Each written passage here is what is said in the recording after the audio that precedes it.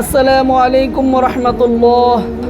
Saudi আরব জাতীয় football দল green Falcons 2026 FIFA বিশ্বকাপে অংশ নেওয়া একটি অন্যতম শক্তিশালী এশীয় দল। এটি তাদের ইতিহাসে সপ্তমবারের মতো বিশ্বকাপে খেলার যোগ্যতা অর্জন। 2026 বিশ্বকাপের মূল আসরে দলটি এইচ গ্রুপে খেলছে, যেখানে তাদের প্রতিপক্ষ শক্তিশালী স্পেন, উরুগুয়ে এবং কেপ ভার্দে। দলের বর্তমান প্রধান কোচের দায়িত্ব পালন করছেন জিওর্গিওস ডনিস এবং অধিনায়ক হিসেবে দলের নেতৃত্ব দিচ্ছেন তারকা ফরওয়ার্ড সালেম আল দাওসারি। এছাড়াও ফিফা বিশ্বকাপে মুসলিম 13টি দেশ খেলছে।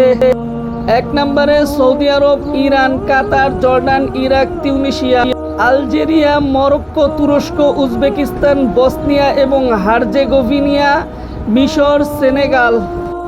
মুসলিম হিসেবে আমি মুসলিম দলের পক্ষে আছি। আপনারা কে কে কোন দলের পক্ষে আছেন জানান।